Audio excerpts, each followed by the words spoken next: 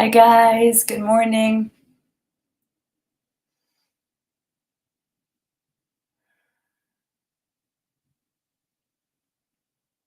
It is Monday morning, November 11th, 2024, 11:11,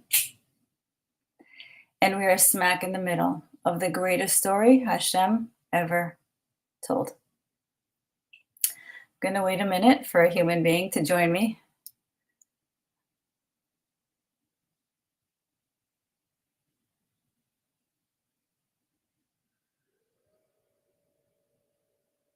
Anybody out there? Somebody! Karina. Okay. I appreciate you, Karina. Thank you. Okay, let's begin. So I just wanted to start this morning's class by dedicating this learning to the Refuah Shalema of Harav Yehoshua ben Brindle, a dear, dear close friend of mine and local Rav who's in the hospital. He was an original and one of the only people to stand against the vaccine and the masks. And this should be a huge zechus for him and have his refuah shalema, refuah nefesh, refuah haguf, 100%. So I want to dedicate today's learning to him. Hi Ruthie, hi Choice Times, hi guys. I just also wanted to start off this class is the notes of Rabbi Gozlan speak about the ZOHAR and the Yetzer Tov and how learning Zohar really helps to subdue the evil inclination that lives inside of us. And this past weekend has been somewhat of a roller coaster emotionally. For those out there who know, they know. But thankfully, I was able to see it through the forms, as Rabbi YIRAH taught in his Likutei book. And I was able to hold steady through the whole thing. You realize at a certain point that you just don't want drama in your life. No drama. You just want peace. And that's a pretty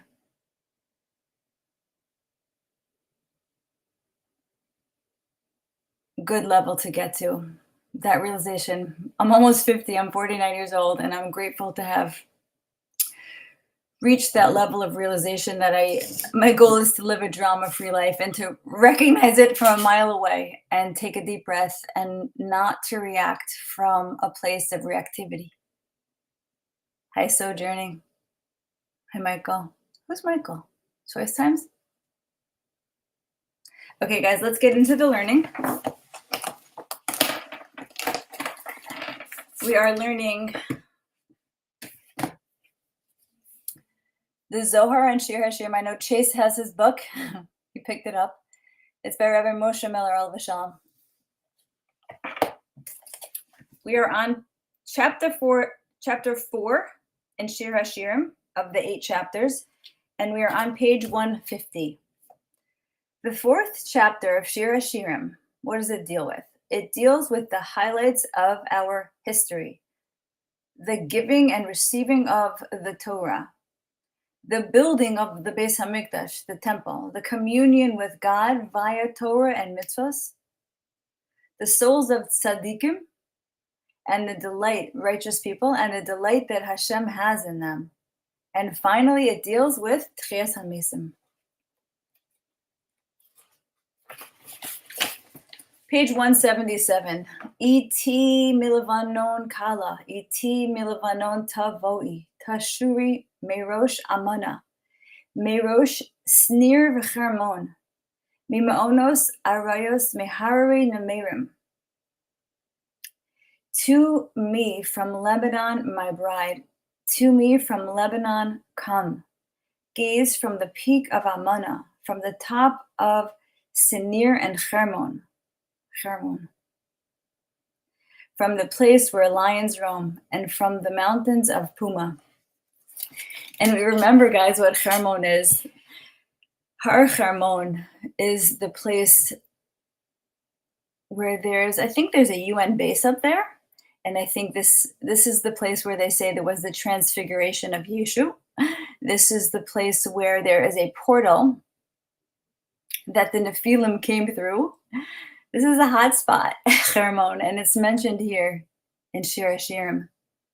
And Rabbi Shimon Bar Yochai, the last verse he uttered from his mouth while in this realm, he said, oh gosh, I have to get it out. It's Tehillim, it's the Psalms. I'm very bad at remembering things by heart. It's Tehillim 133. Kital Hermon, sheyered al Haret Zion, like the dew of Mount Hermon that descends on the mountains of Zion. Kisham tziva Hashem es habracha chayim ad ha'olam, because from there Hashem commanded the blessing for immortality. Chayim ad ha'olam. All eyes on Mount Hermon, guys. All eyes on that spot. And they say the Mashiach is supposed to come from the north. To me from Lebanon, my bride. To me from Lebanon, Kamrev Avahu began his discourse with this pasuk. To me from Lebanon, my bride. And this is what he said. Once the body has been fully rebuilt at the time of Tchias HaMesim, resurrection of the dead, they will bring it to receive its soul in Israel. Who will bring it? I don't know. Where the soul awaits the body, and the soul goes out to greet the body. I guess the souls are waiting near Israel, and when the bodies are resurrected, they will greet one another. As the pasuk states, and Yitzchak went out to meditate in the field toward evening. He raised his eyes and saw, Genesis 24:63. He saw Rivka approaching, accompanied by Eliezer and his camels. This is the meaning of to me from Lebanon, my bride, referring to the soul, which goes out to the borders of Eretz Yisrael from Lebanon, to which the body is brought to at that time. The Zohar continues with this theme. Gaze out from the peak of Amanah. This is, as the pasuk states, he, Yitzchak, Isaac, raised his eyes and saw. Rabbi Yehuda said, if this indeed refers to the soul, this would be the correct interpretation. If this pasuk referred to Abraham, as we learned that the soul is called Abraham. But what about Yitzchak? How does the soul allude to Yitzchak? And I've learned this from Rabbi Gozlan, that whenever it says Abraham, it's talking about soul, and whenever it says Sarah, it's talking about the body. It's the decode. Rabbi Abahu said, the Chavraya explained that here the soul is called Yitzchak because of the tzachok, of the laughter, you guys, that's coming. There is great laughter coming that will ensue at that time. Thus, the name Yitzchak is interpreted as Yehi Tzachok. There will be laughing and rejoicing. Initially in this world, the soul is called Abraham and the body is Sarah. But now, referring to the time of Tchias HaMesim, there's going to be a switch up. The soul will be called Yitzchak and the body is called Rivka in that time. Rabbi Shimon Bar Yochai said that for 40 years prior to Tchias HaMesim, prior to resurrection of the dead, the soul in Israel awaits the body. And where does it wait? Where does it wait? At the best place. At the place of the Beis HaMikdash. Probably at the Even HaShasiyah, the foundation stone, which is also called Lebanon. And the soul goes out of the Beis HaMikdash to the borders of Eretz Yisrael to await this resurrected body, similar to the way Yitzchak went out to the fields to unknowingly await Rivka. Rav Abahu said, come and see, techazeh.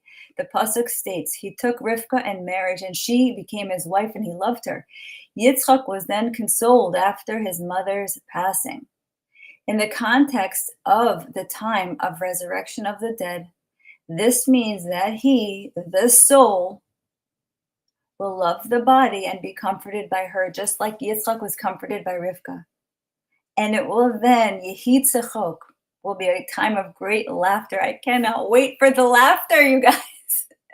It's the number one thing I'm waiting for, the laughter. There will be great laughter and joy in the world. Hashem doesn't just say joy. Hashem promised us laughter. Page 183. Ma yafu dodayach achosi kala. How exquisite was your love, O sister, my bride. Ma tovu dodayach miyayin. How much better is your love than wine. D'reach shmanayach mikol besamim. And from the scent of your oil suffused with spices.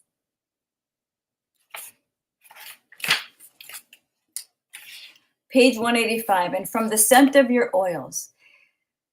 These, what is this referring to?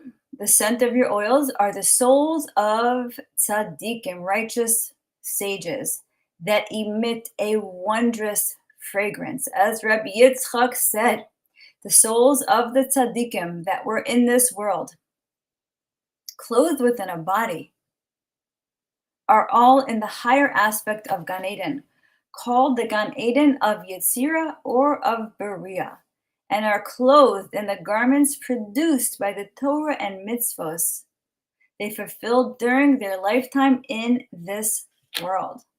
These garments, the body and its faculties, became suffused with a scent pleasing to God.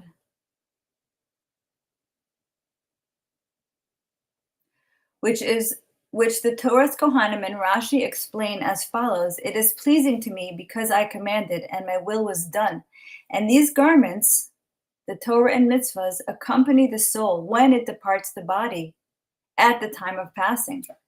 Now, the dedication and intensity with which a person studied Torah and fulfilled mitzvahs, whether this was done with mesiras nefesh, with risk, or out of habit, this is the determining factor, which level of Gan Eden they will reach after life in this world. If they took chances, if they took risks, the greater the risk, the greater the reward.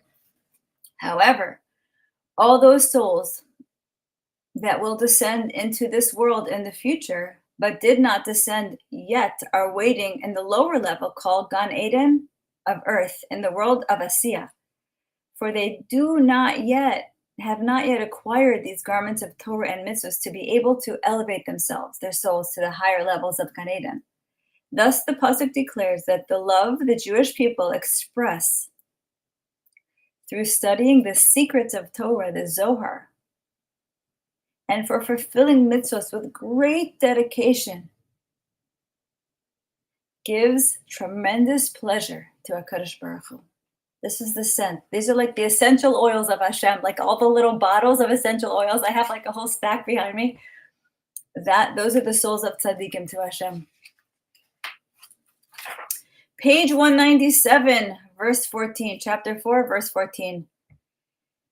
Nard v'karkom, nard and saffron, kana v'kinamon, lemongrass and cinnamon, imkal atzei levanon, with all the twigs of frankincense, mor v'ahalos, myrrh and aloe, imkal rashe v'samim, with all the chief spices. When a person comes to the section of the morning prayers, beginning with the words Yishtabach, may your name be praised, HaKadosh Baruch Hu, Hashem, God, takes that crown on which all the holy names are engraved, and with which the Jewish people were crowned when we accepted the Torah, and places it before him to admire its beauty, and to have it ready to place on this person's head when he concludes his prayers. Thus, the Jewish people begin to rectify themselves in order to present themselves before the supernal King, and they must arouse through their prayers the 13 attributes of mercy which correspond to the 13 types of spices mentioned in the verse I just read above. Although there are only 8 actually mentioned, 5 more are included by means of various ribu'im, inclusions and allusions, mentioned in the pasuk, such as imkol, together with, which is mentioned twice, adding another 2 each, and atse levanon, frankincense, is also 2. Levana is the sap, atse is the branch, which is ground into a powder. And that is why there are 13 types of praise, 13 types of praise mentioned in Yishtabach, in the morning prayer of Yishtabach. Shir u'shevacha, Halel v'zimra, Ozu memshala, Netzach, Gedula, Gvura, Tehillah, Tiferes, Kedusha. These are 12 to which the Shechina Malchus must be attached, bringing the total to 13. Okay, that was it for the book. Let's go to Rabbi Gozlan's notes. This is class number 5 in Rabbi Gozlan's series on Shir HaShirim, the Zohar and Shir HaShirim. How you guys doing? Hey, everybody. Hey, Steve. Hey, Tammy. Okay, good inclination versus bad inclination in the Shir HaShirim. Rabbi Gozlan said, once we internalize the words of Hashem, what happens to the Yetzer Hara, the evil inclination? It gets reduced to nothing. Even those born without holiness, words of Torah purify them. For example, people born to uncircumcised fathers, people born from non-Jewish parents, people who are born when the woman did not go to mikvah, called ben nidah. Once an individual learns the secrets of Torah, it is as if they were conceived in total purity.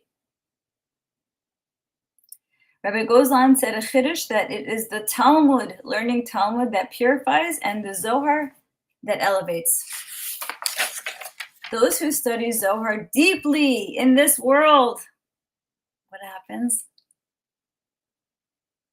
After death, they also find a place to study Zohar in the world to come. When a person does teshuvah, it is as if he never sinned. It is a hard factory reset. It is as if the person always kept Shabbos his entire life. He is considered perfect from the beginning of his life. Once we begin to study Zohar, our soul begins to radiate light. Your soul becomes impregnated with an electromagnetic energy and vibration, 1,000 times more potent. Why? Because you have synced up, connected, plugged in to divine consciousness.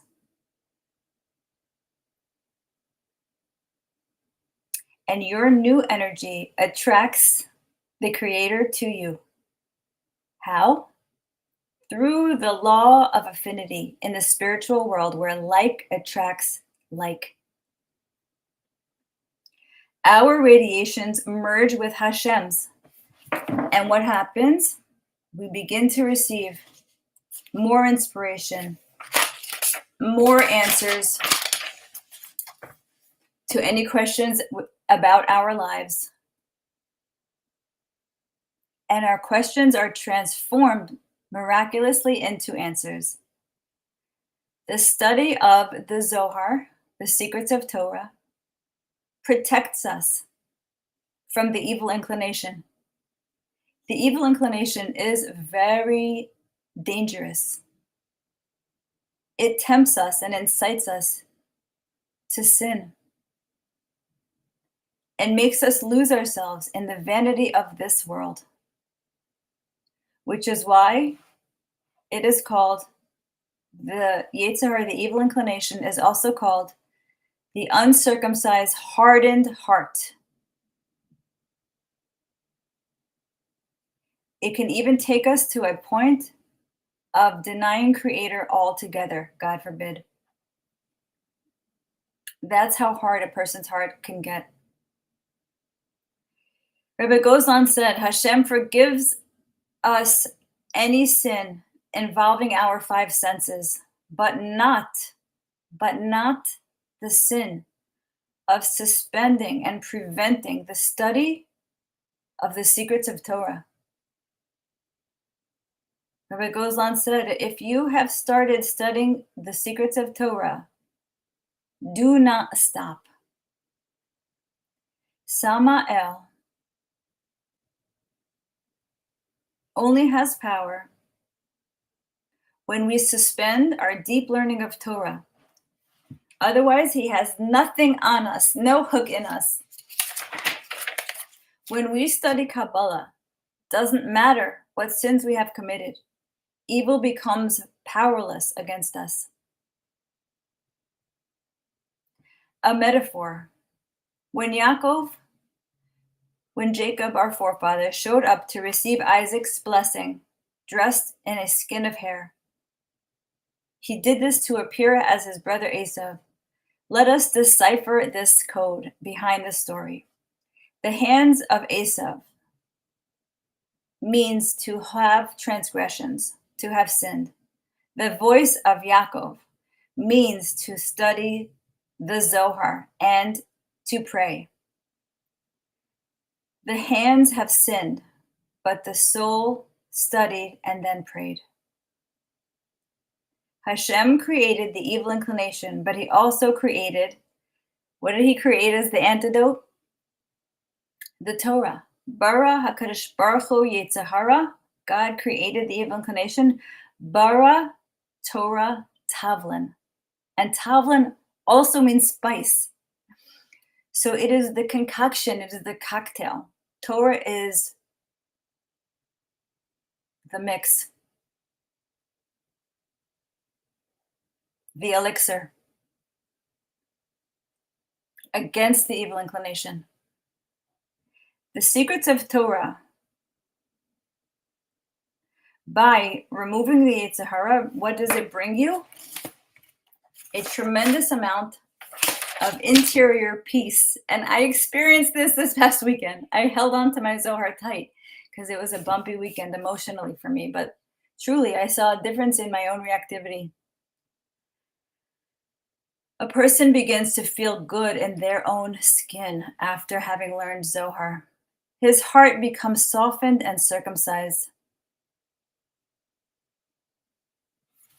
Okay, those were the notes. Let's finish off with our favorite, my favorite.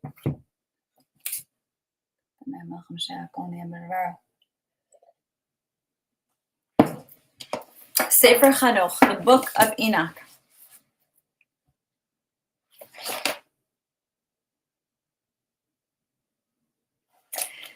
Chapter 29. Description of a class of angels. Rabbi Yishmael said, Metatron, Chanoch, Yehoel, the angel, the Prince of Presence, said to me, each one of them has 70 names corresponding to the 70 tongues of the world. All of them are based upon the name of the Holy One, blessed be He. And every several name is written with a flaming style upon the fearful crown, the Keser Norah, which is on the head of the high and exalted king. And from each one of them there go forth sparks and lightnings. And each one of them is beset with horns of splendor round about. From each one lights are shining forth, and each one is surrounded by tents of brilliance, so that not even the seraphim and the chayot, who are even greater than all the children of heaven, are able to behold them.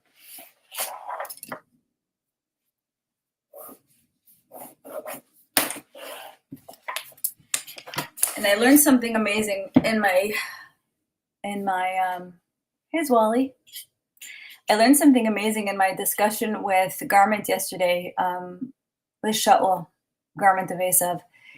And I thought about it, like in the middle of the night, the thought came back to me what he had said and how amazing it is. And what he said was this: what Rebbe YIRAH has revealed in his Sefer that I have right here, Sefer YIRAH, Likutei YIRAH, Book 9. He teaches the origin of the letters, the placement of the letters, and the interrelation of the letters, and how we can understand the meanings of words through the sounds the letters make. And what did this do? Every member of Sanhedrin had to speak 70 languages. It's amazing that that came up in Sefer Chanoch today. Every member of the Great Assembly, every one of them had to speak all the languages. How is that possible? So Shaul said yesterday in our talk, he said that they were able to use the same principles that Rabbi YIRAH is reteaching humanity right now, so they could hear the sounds and understand the meaning. So you can be fluent in all the languages because they all funnel into Lashon HaKodesh, into the holy Hebrew letters. And I thought that was amazing. That was like a ding, ding, ding moment. I was like, wow, what a gift. All right, you guys, thank you so much for coming. We will do this again on Thursday, God willing. Have a wonderful, beautiful day. Mwah. Thank you for being here.